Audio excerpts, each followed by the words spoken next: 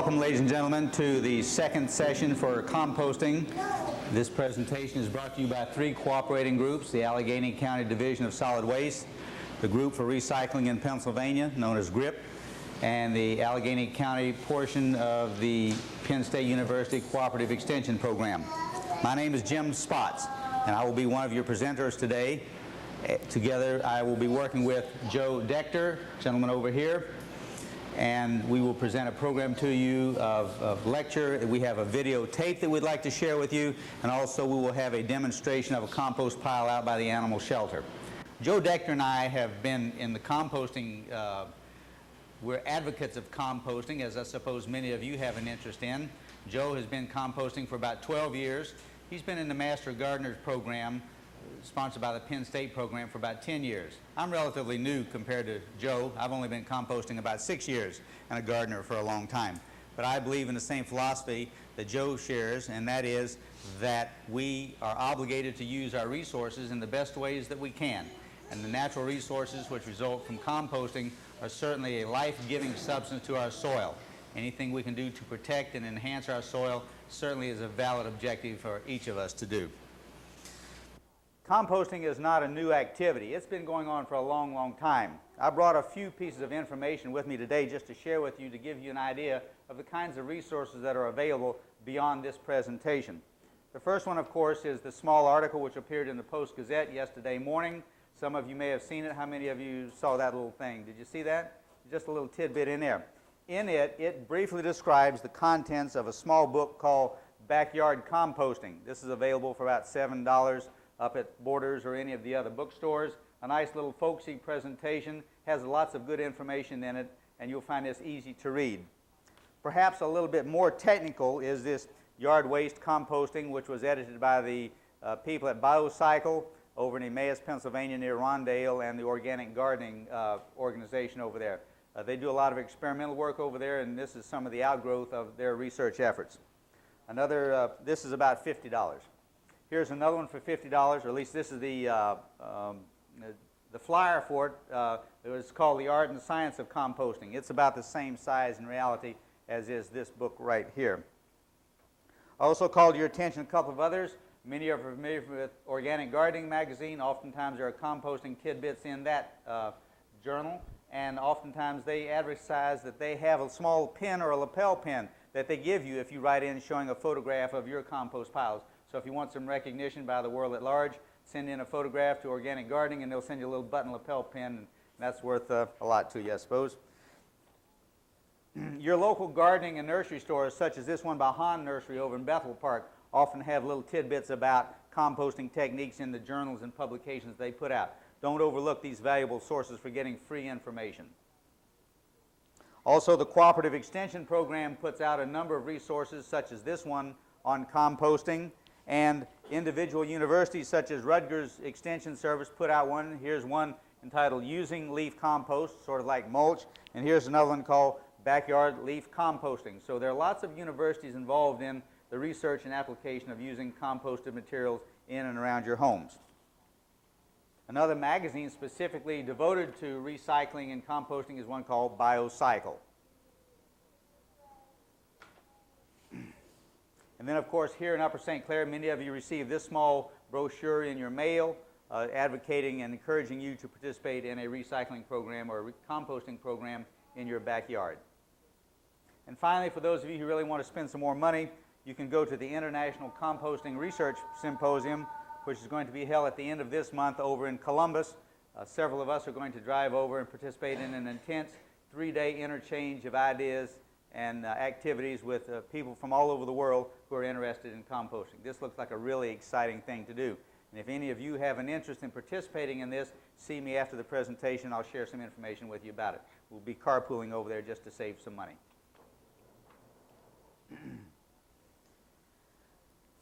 One of the things that you will find out today is that because of the varied experiences that Joe and I and many of the rest of you have had, you will quickly find out that there is no one perfect way to compost. The way that works for you and the way you do it is the way that's best for you. So if you hear dissension or competitive comments, bear in mind that everyone comes from a different source and from a different resources of experiences. So there's no one right way to compost. What works for you is the best way. Our purpose here today is to provide for you some very practical application. We're not going to go into triple integral mathematics or anything else. We're going to make it real simple. If you have questions, please raise your hand, interrupt, do whatever you want, and we'll try to clear them up as quickly as we can. We have some handouts for you at the end of the program, and in order to help us assess what you already know about composting, we would like for you to take a few minutes and a pencil and take this simple circle the right answer test. And Joe, I'd like for you to pass those out to everyone at this time if you don't mind. You don't get penalized, you don't get belly button awards or anything else. We'd just like to know a little bit about how much you already know about composting. Composting is an attitude. It is a way that we can show concern about the wise use of some of our natural resources, which in the past and at the present time may be creating problems because we don't have good ways of dispose of a lot of the materials which are compostable. The nice thing about this, even though it is a national concern, is you can do something about it. And even better, the fact is that what you do about it has benefits to you. So you're not simply disposing of a waste. You're using something for the benefit of your property.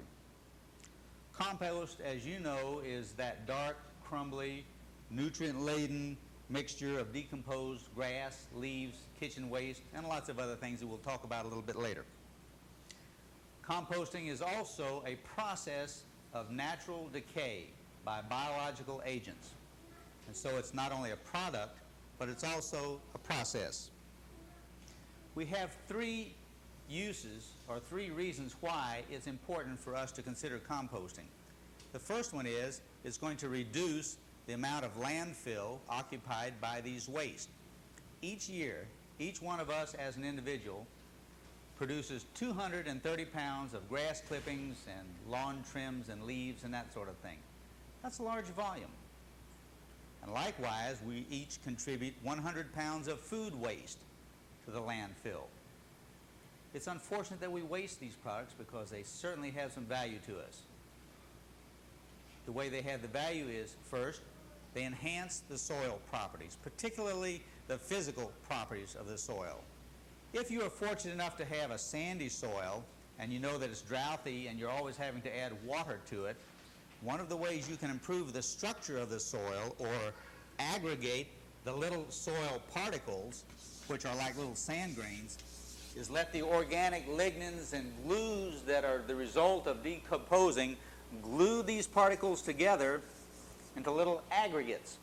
And this aggregate then becomes separate from another aggregate over here. And between the two aggregates are pore spaces, and this is where the water and the air form an interchange in the plant growing medium, namely the soil. So what you're looking for is aggregated soil. And organic matters contribute to the aggregation of coarse textured soil. On the other hand, if you happen to have what we call the Pittsburgh soils, and I think most of us have that, it's mostly clay type soils, physically there is very little that you can do to that soil to modify its physical characteristics. You cannot get a truckload full of sand and dump it on your yard and take a shovel and try to turn that stuff in there.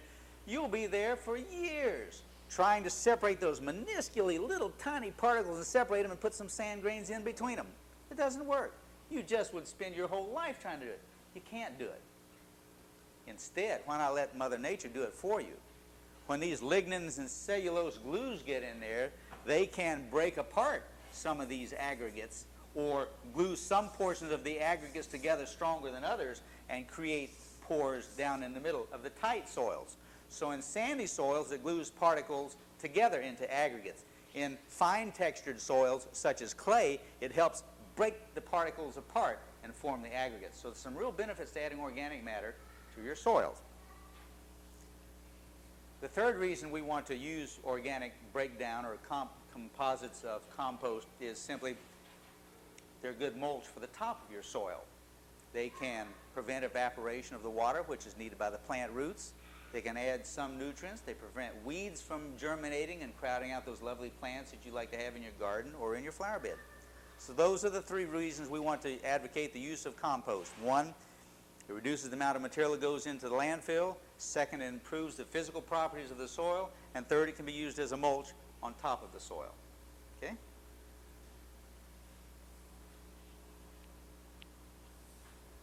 Now, composting is a natural biological decay of organic matter.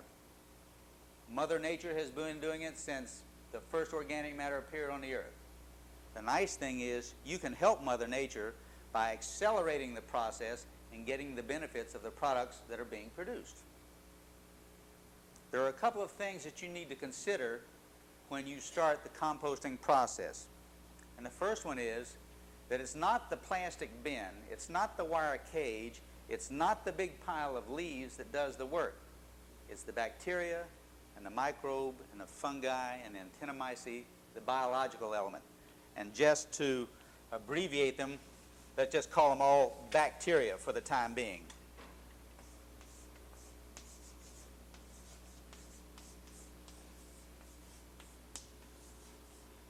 Those little tiny life-giving organisms in the soil. And not only the small ones, but the big ones too, such as worms. Worms have the greatest capacity for churning and moving the soil about and evolving it into the physical properties that you want. All of these soil animals require two elements, air, and the second one is moisture or water.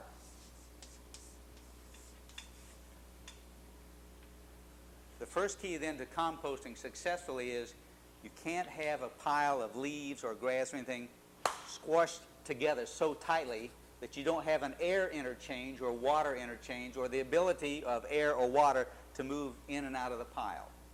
So you can't have a compacted pile work successfully. The microbes also require moisture. As you know, in the earth, there's about 1/4 of the volume of the soil out here is water form. And this moisture is used in the metabolic process. It keeps the worms from drying out and also has to do with the absorption of minerals by plant roots. So there's a certain amount of moisture in the soil. That same kind of requirement exists in composting techniques too. So a certain amount of moisture is required in there, in the composting. We'll talk a little bit later about how much is required. The second item that is required for consideration in composting is undesirable materials.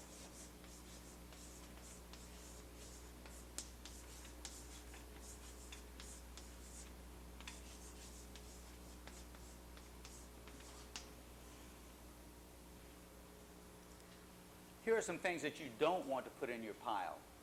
Diseased plants, because the disease may carry over into the compost, and when you put it into your new part of your yard or your flower garden, you may infect the plants you want to actually save or propagate. Meat products. You don't want to put any flesh-type products in there because they will attract rodents, animals, dogs, cats, those kinds of things. We don't want them to participate in the composting process. Keep meat products out. And if you're cooking vegetables and you put a lump of butter in there or vegetable oil or something like that, don't put those materials into the compost pile either, because those oils will also attract flies and it'll become a nuisance to not only yourself, but your neighbors will surely say something to you too. There are certain disease-causing organisms that you don't want to put into your compost pile. I don't have those memorized, but they will be listed in a handout that we're going to provide to you later on in the lecture. Animal waste, such as dog and cat feces, you don't want to put that in because often your pets have diseases which can be transmitted to you as you handle this material, even after it has been composted. So keep your dog and cat feces out of the compost pile. And finally, noxious weeds, such as morning glory and bindweed and quackgrass, all have seeds which can survive the temperature or the composting process and then be transmitted out into the new garden area or the new flower bed area, and suddenly you've got some species in there that you don't want. So don't include these noxious weed seeds. Here are some things that you can and cannot add to the compost pile. The upper portion says bread, corn stalks, eggs. Don't write these down. We've got them for you in a handout. But just I want to show them to you now. These are a variety of things. There are some things also that you don't want to add, and we just enumerated them: bones, dog and cat waste, dairy products, diseased plants, table scraps, these kinds of things. Don't include these. It's okay to put these in there. Be careful when you're putting garden waste in or potting soil that you don't have any contaminated materials. Okay? Yes, question? Eggshells, yes. Most people put eggshells directly into the garden because composting a calcium enriched eggshell takes a long time. Just crush them up and put them in the garden straight. It'll work quicker for you that way, and you'll get more benefits quicker. Now, knowing that grass and leaves and probably kitchen waste are the most common components of a compost pile, let's look at why those things are selected. We know that the microorganisms require two different sources of materials for them to actively work on your compost pile. And the first one that these biological organisms need is carbon. And the second one they need is nitrogen.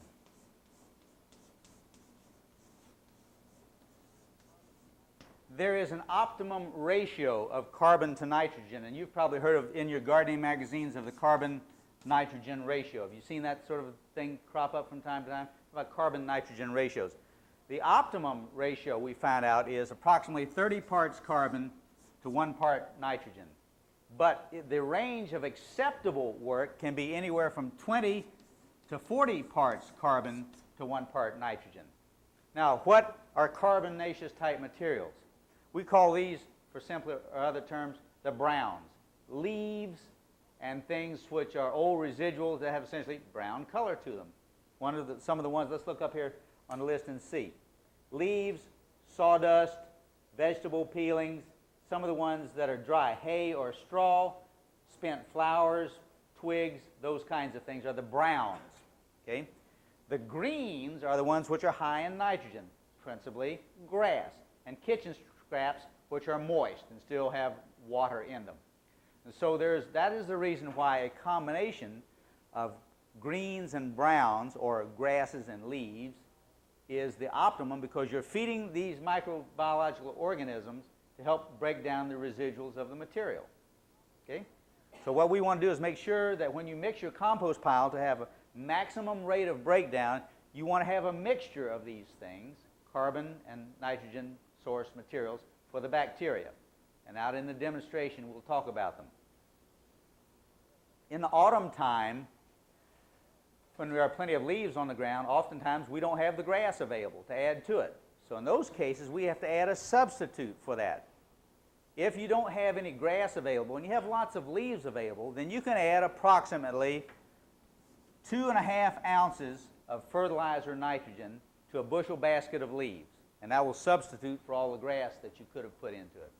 Okay? By the same token, in the springtime where you have lots of nitrogen but you don't have much carbon, there are some other sources you can use, such as sawdust, or in my case, one of the things I'm working with this year is shredded paper, just to see if I can reduce the paper waste in our area. So I'm using this rather than autumn leaves.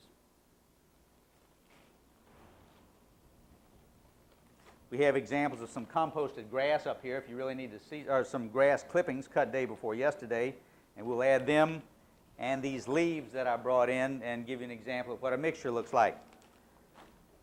Take my word for it that there's garbage or kitchen waste in this bucket. I don't think you really need to smell this, but there's some banana peelings and some orange rinds, some old strawberries, some celery tops, leftover squash, tops, and some lettuce stems.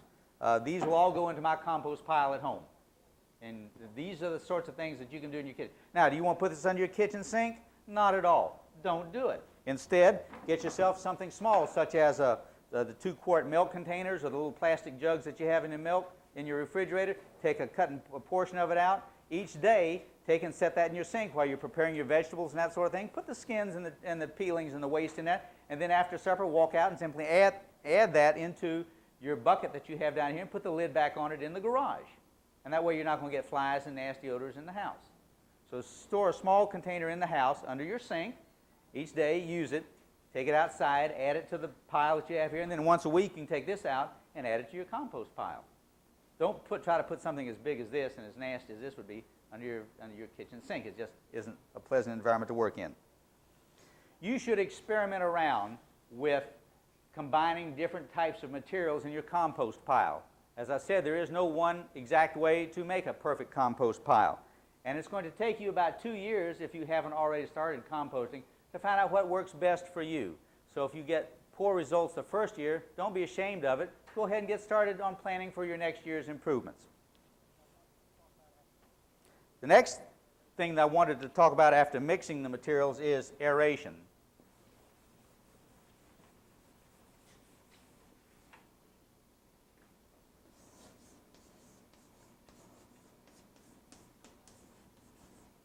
There are really two types of processes which can form compost. One of them is called aerobic, A-E-R-O-B-I-C. That means with oxygen. Most of the best composting microorganisms fall into this class of microorganisms, the oxygen-using ones. Therefore, that's another reason why you don't want to compact your pile down so compacted that you don't get good aeration in there, because you're going to cut down on the efficiency of your microbes, which are doing the work for you. The second type of aeration process is really a process of fermentation, and this is in a saturated or an anaerobic condition. This is a much slower process. It is normally where you'd have a tub full of water, and you'd put all these things in a tub, and there'd be no air in there. It's just full of water, and it's a different kind of biological process. It involves different microbes. There's some problems with using this kind of a process. First, it produces a lot more odors. Secondly, it produces a certain number of acids as waste products, which are harmful to the plants you're trying to help. And thirdly, it produces a number of alcohol substances which could kill your plants very quickly, particularly if they're very tender.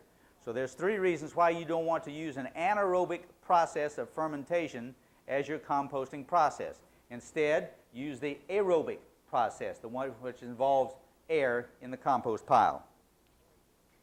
The next factor that you want to consider is moisture.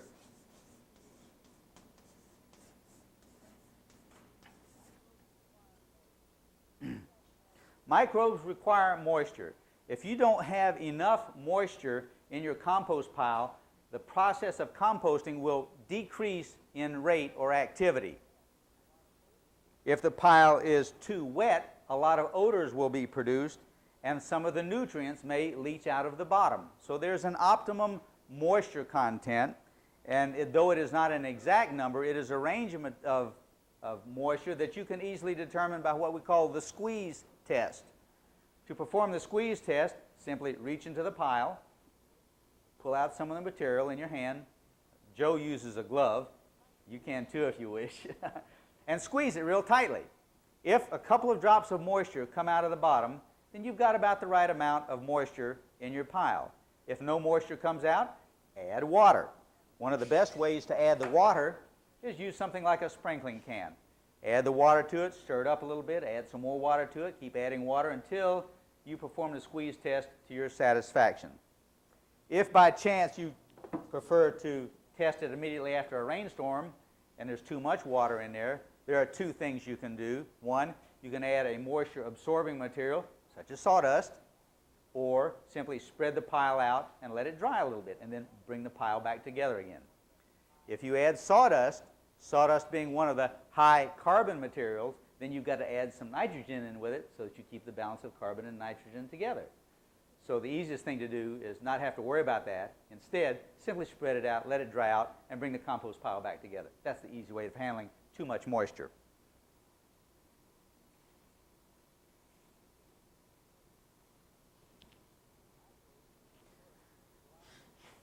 Microbes, when they work, produce a lot of heat.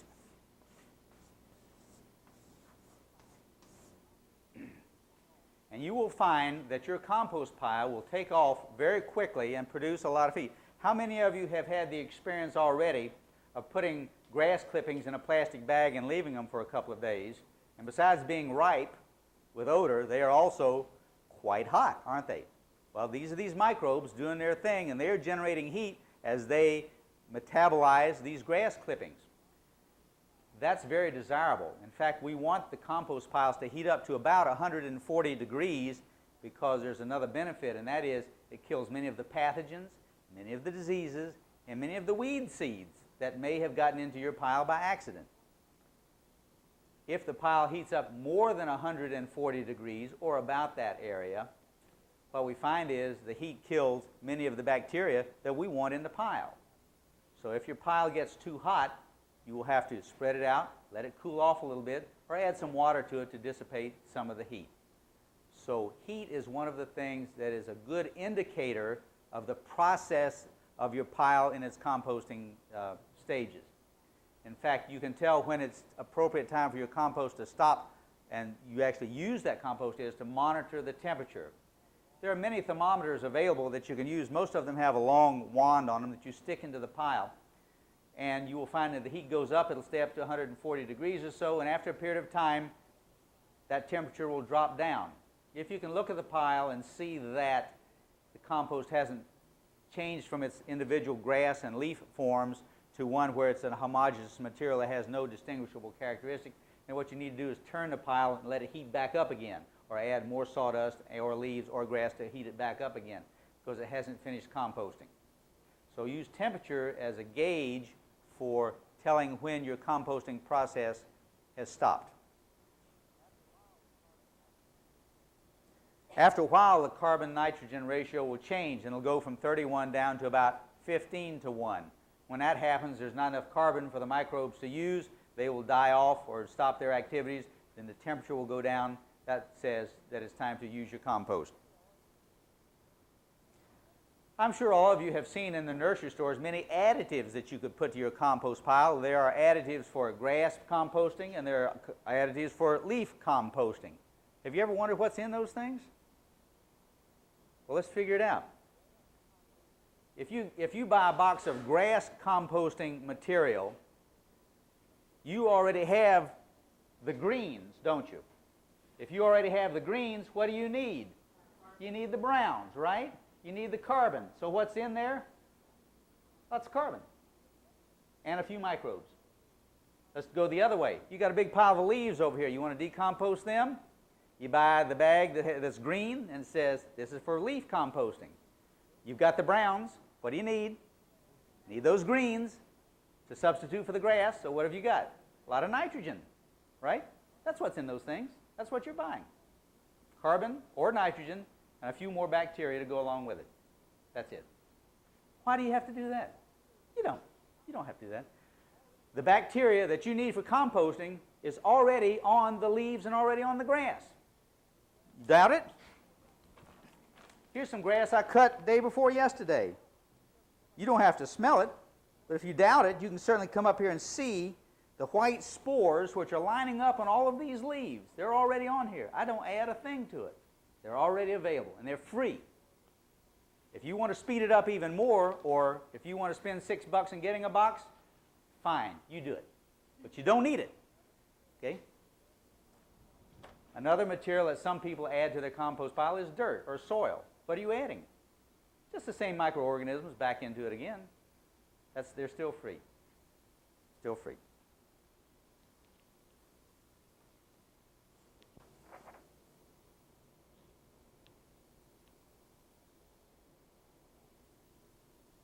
We're going to tell you now about types of composting. There are 3 of them. But before doing that, I want to tell you about types of materials or containers that you can use. The simplest one, of course, is simply a pile, unattended, just left to do its thing with Mother Nature's help. No money, no effort, just an easy way to do it. Probably a little bit higher up on the line is if you find some old scrap fence or screen wire or some old boards and put a knocked-together bin of some sort. It looks pretty, but it doesn't make the compost happening any faster. Probably a little bit more sophisticated than that is some of this plastic netting, or if you have some cinder blocks and you make 3 little bins and you move the compost from one bin to the other bin and that sort of thing. It looks a little nicer, but it still doesn't make the compost happen any faster. Or if you want to look back in the back and see some very fancy gadgets, some of them costing maybe up to $100, you can see them back there, but again, they don't make compost happen any faster than just the open pile. What makes compost happen? The bugs do. You've got to cater to the bugs. This is just a way of containing the material. Okay? Now, with that in mind, that the type of pen or containment that you have doesn't really have an impact on the rate of decomposition, let's look at the 3 methods for composting. The first one is called the standard method. You don't need to write this down. This is going to be all in a handout that you have. The goal in the standard method is mulch or compost. And you can have a variety of materials: leaf, yard waste, grass clippings, garden waste, kitchen waste, lots of things. Some time or effort is required for you to work or manipulate this method. The area that's required is very small, and it takes approximately 6 to 8 weeks in the summertime in order to batch through a batch of compost using this method. Once you've selected the site and you have the container, whatever kind of container you choose to use, the first thing you want to do is lay down some coarse, woody material. Stems of branches, perhaps as big around as your thumb, maybe even smaller. Just some material down on the bottom so that air can come up through the bottom and you can have an exchange of materials. On top of that air, the first layer of materials that you want to put down is 4 to 6 inches of browns. On top of that 4 to 6 inches of browns, you want to put 4 to 6 inches of greens. Now, once you've done that, you want to take a pitchfork or some sort of device and mix the 2 materials together. The more intimately these 2 materials are mixed, the more effective your microorganisms can be. That's really the secret of composting, is mixing these greens and browns together. If you have them separate, the microorganisms have to go down to get a bite of browns and then climb up to get a bite of greens, and they're going to be so busy going up and down, they're not going to be able to do their thing. Mix them well together. After you've mixed this first layer of greens and browns together, you want to do a moisture check on it. If you don't have enough moisture, using the what test? The squeeze test, right? Add some moisture to it, okay, and mix that up some. Add another layer of browns, and another layer of greens. Mix them up and check for the moisture again. So you're going to build a pile from bottom to top using alternate layers of browns and greens, mixing each pair of layers as you go until you get up to the top. And that's it. That's the standard method. Once you have done that, you will notice heat being generated very quickly. Within a day or two, it'll climb to about 120 degrees or so. And you can check this by inserting your thermometer if you wish. At the end of 1 week, you want to open up your pile and mix it. There's a special reason for this. One of them is the coarse material on the outside of the pile, which hasn't had much degradation or composting activity, gets a chance to jump into the middle of the pile, get heated and cooked up and started breaking down. So the whole pile gets batched through as a process altogether. You don't have some compost here and rough or non-decomposed materials on the outside. So mix your pile after the first week. Check the moisture again and continue doing this for a period of about 6 weeks. Alternate the moisture and the mixing on the weekends or whenever you have an opportunity to mix it. The more you mix it, the better off it's going to be. Okay? Checking the moisture is important. Checking the thermometer will tell you about the rate of decomposition. If you're not generating any heat, or you're generating bad odors, or you sense that some other problem is wrong, these are problems that we'll talk about at the end of the show, and Mr. Dector, Joe, will present ideas about troubleshooting and troubleshooting tips, how to correct these kinds of problems. I can assure you the process works. I'm sure you will be reinforced when you go out and see our demonstration out by the animal shelter. So that's rather simple. After 6 weeks, we expect the temperature to drop because the carbon-nitrogen ratio, which originally started out as about 30 to 1, will probably decrease down to about 15 to 1. There won't be sufficient carbon there for the microorganisms to actively do their thing. They will stop doing their thing, and the temperature will decrease. So you know that you have essentially expended all of the resources that the microorganisms can use. I would suggest that you then let the pile sit or mellow for another 2 weeks. That brings up a total of 8 weeks for this batch of compost. While this batch of compost is doing its thing, you might want to start another pile, or put a reserve of leaves or grass to one side of it so that a couple weeks later, when you do get enough materials, you can start a second pile. You can have more than one pile going at a time.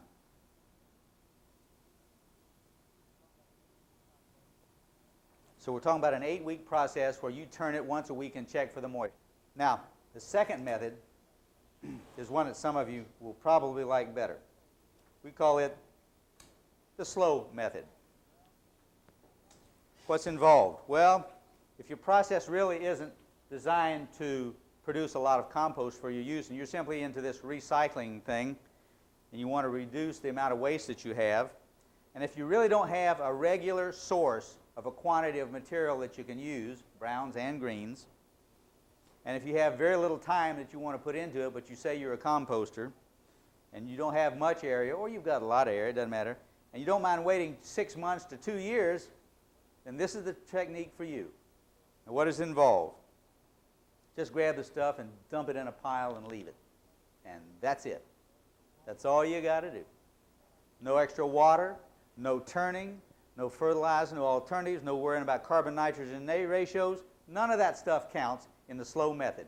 Just dump it in a pile and leave it. And that's the slow method. You want to wait 2 years? You may have to, but it'll work because Mother Nature's been doing it that way for a long time. Okay? You can check the pile after about 6 months. And as one young lady this morning said, she had a pile of leaves about this tall, and after she got raking through the first 5 feet of them away, she had 6 inches of compost down at the bottom. That's right. Well, if you want to move that 5 feet away to get to the 6 inches, that's fine. You can do that. That's all right. You've got compost down there. You're just going to have to work to get it a little bit. Okay? Now, for all of you who want quick compost and lots of it and have lots of spare time to use and lots of area to work with and a gigantic pile of greens and browns that you want to dispose of, then the fast method is the one for you. This requires more time. It requires a bigger and a more regular source of materials. You will need more space to work in, but you can get this done in less than a month. And boy, that's great news for all of you with lots of spare time on your hands. Let's talk a little bit about what's involved in the fast method. It is similar to the standard method, but first you want to chop up the materials. The finer the materials, the faster the bugs will work them. Here is an example of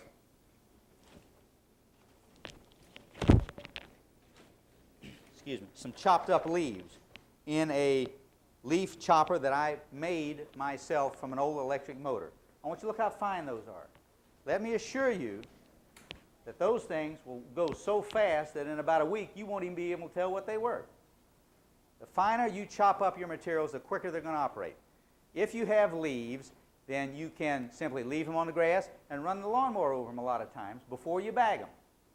Or put them in the driveway and run back and forth over the lawnmower. Do you need to buy a mulching lawnmower to do this? No, you don't. Those mulching lawnmowers, which are now the in things, are anywhere from $200 to $700. Pretty expensive mulchers.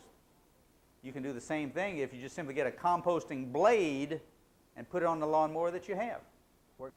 In about 2 weeks, the temperature will drop back down to normal.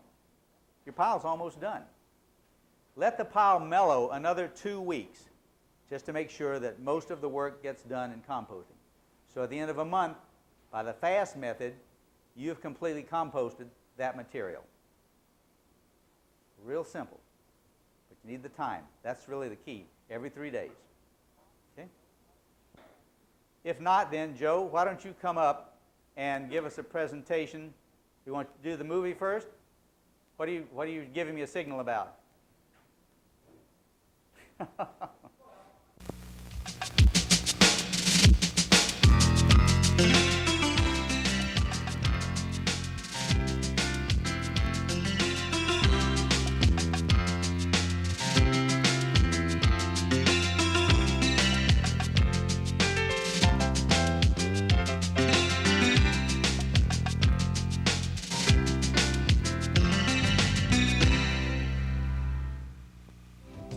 Home composting is our way of speeding up and enhancing Mother Nature's decomposition process. On the forest floor, it may take several years before leaves are transformed by naturally occurring organisms into rich organic soil.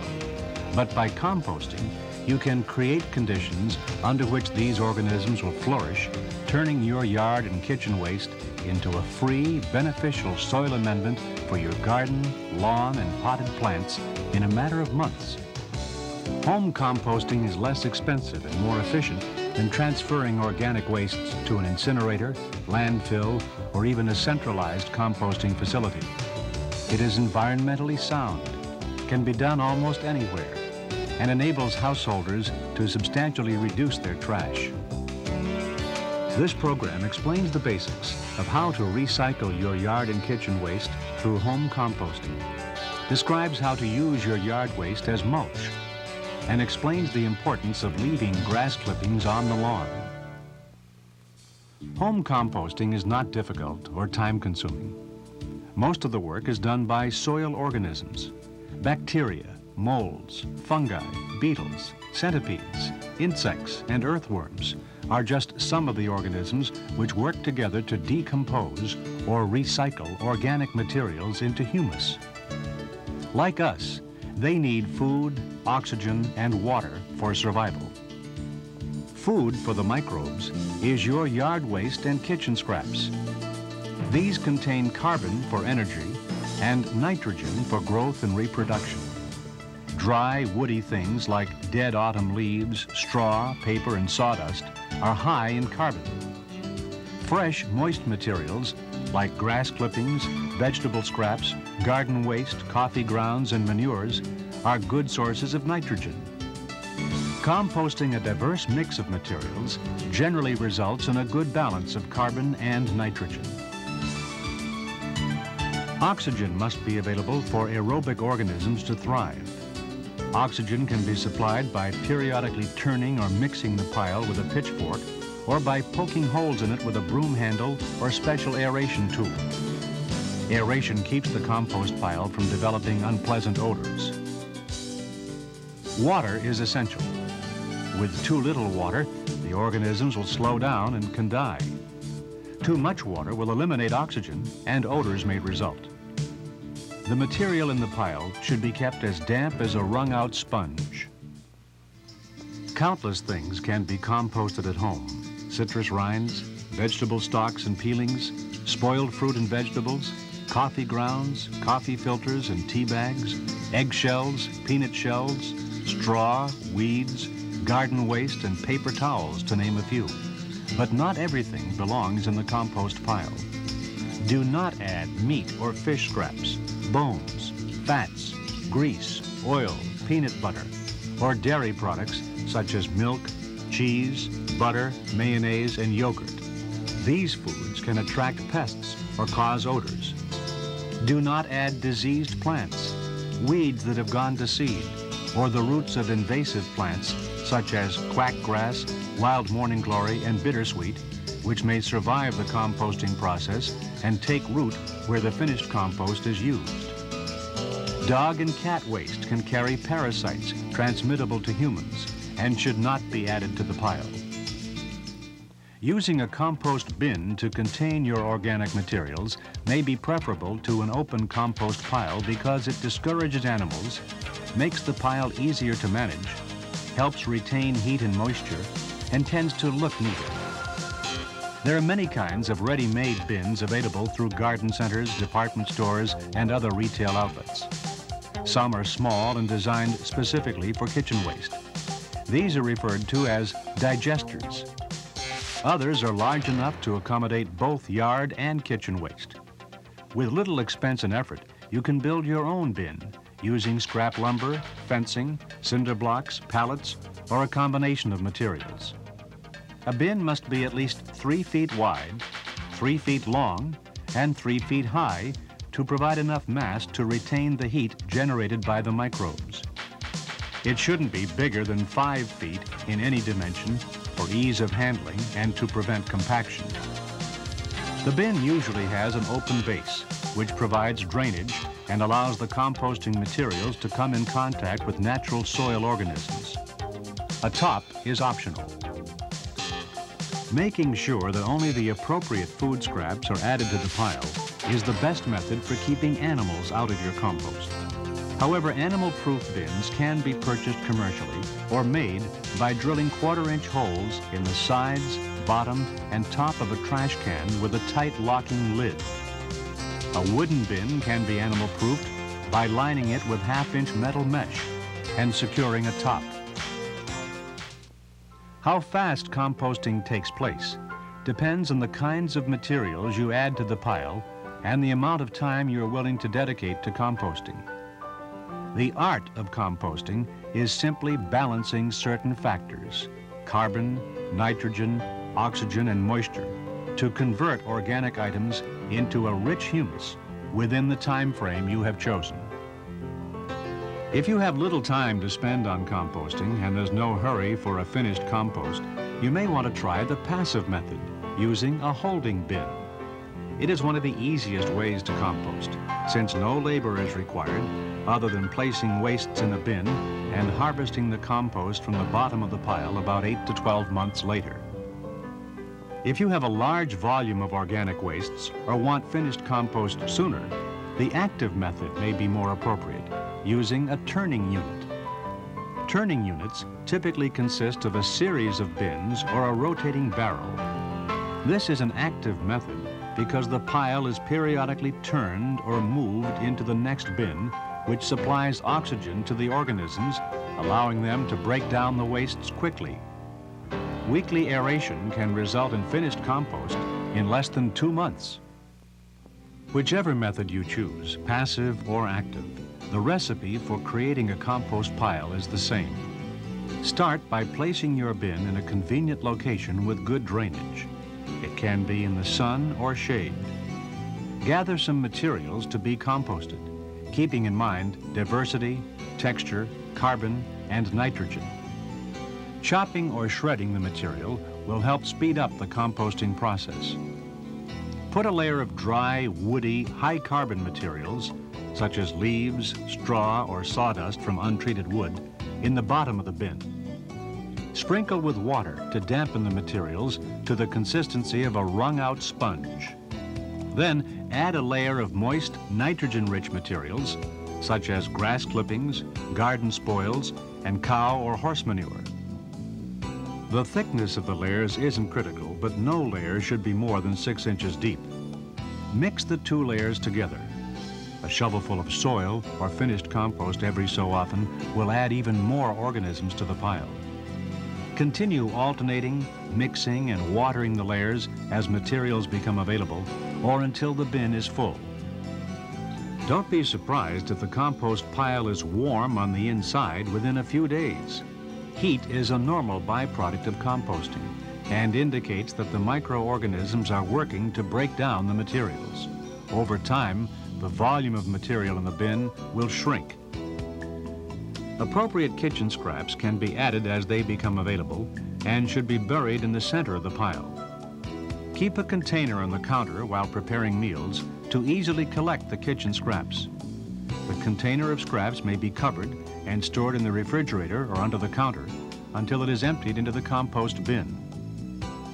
You can continue to put food scraps, coffee grounds, houseplant cuttings, and other organic items into the pile throughout the year. The composting process will slow down during the winter months, but will speed up again when spring arrives. Leaves alone will compost, but it will take a bit longer than if they are mixed with grass clippings, manure, or other nitrogen-rich materials. Although not essential, shredding leaves with a rotary lawnmower or home shredder will accelerate the composting process and quickly reduce their volume when space for composting is limited. You'll know that your compost is ready to harvest when it is dark brown, crumbly, earthy smelling, and no longer resembles the original material. If you have used the passive method, the more finished compost will be found near the bottom of the pile. You may want to screen your compost to remove pieces of woody materials, eggshells, and other items that have not totally decomposed, and return them to the compost bin. Finished compost is referred to as black gold by experienced gardeners because they know how valuable it is. Compost restores life to soil by helping to retain moisture, improve texture, and reduce erosion.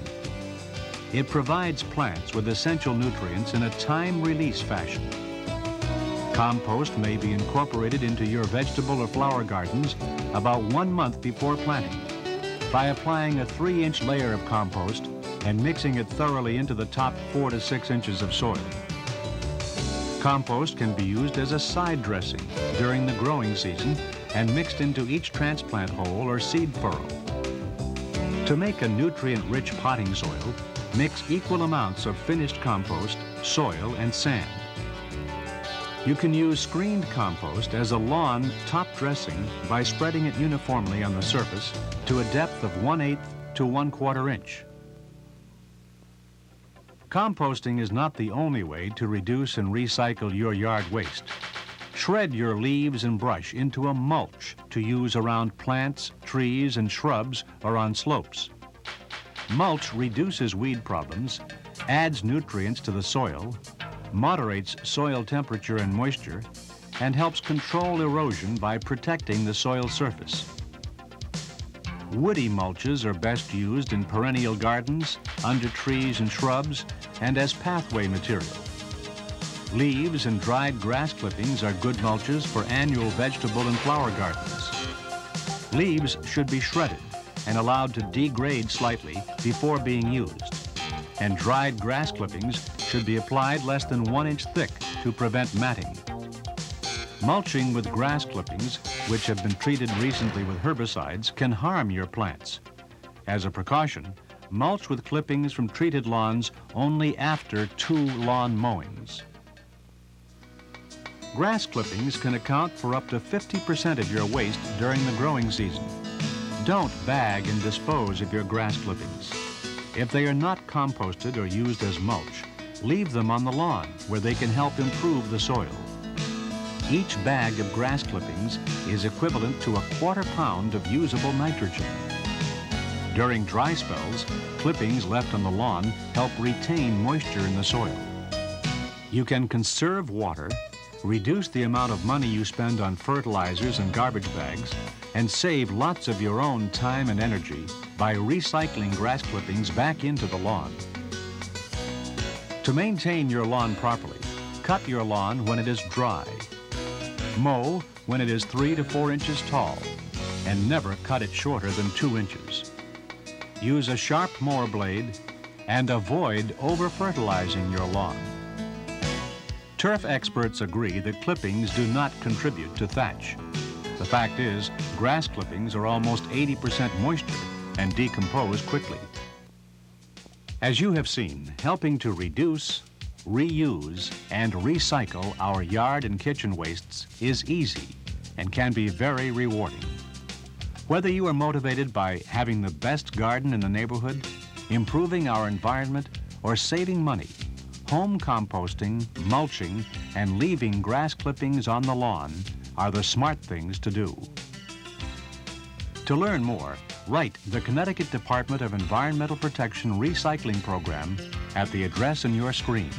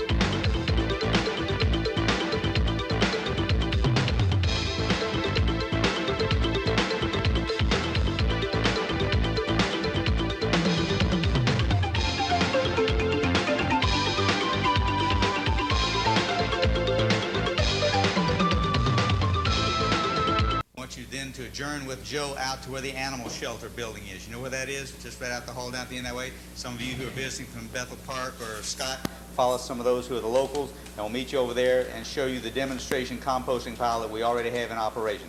So we'll see you out there at the most in about 10 minutes. This is the ideal volume. And if you had that on the ground, directly on the ground, you get the same results. It just so happens with a container of this type, you can elevate it somewhat and utilize that additional improvement of airflow, which is what this is based on, aerobic composting. And this is, if you remember that Connecticut film, the first one you saw, it's one of the cheapest things, you know, a couple of vertical posts and then that chicken wire, and you saw how it was handled from above. That is bad. That's a, what do you call that? The chiropractor's delight. Okay. But what you want to do is to be able to utilize something like this. Incidentally, this will all collapse. It was made that way. Okay. And in 3 days, by the way, this was put in on the 14th, the evening of the 14th. Today is the 16th, so you'll be able to see in a minute what was accomplished here.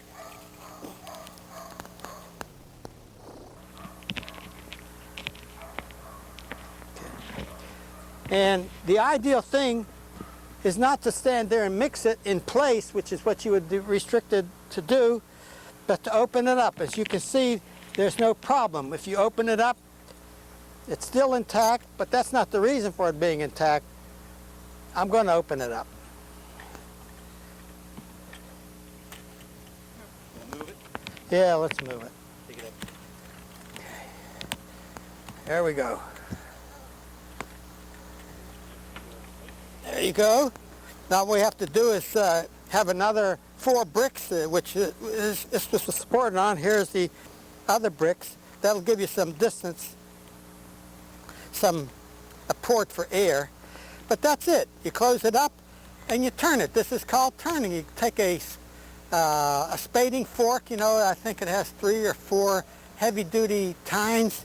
And the important thing is, remember, the inside, the core of this batch is the hottest. And anything in that core is a goner, as far as, you know, pathogens, wheat seeds. But remember, there are some wheat seeds that will not succumb to that temperature, with bindweed, quackgrass, and another one that was mentioned. But there it is, sitting there beautifully. It's warm. It's warm. You'll find out, you'll get an opportunity. I'll dig it open here, and you'll see. And look in there, put your hand in there. It's quite kind of warm, isn't it, huh? Yeah, okay. You can take samples if you want.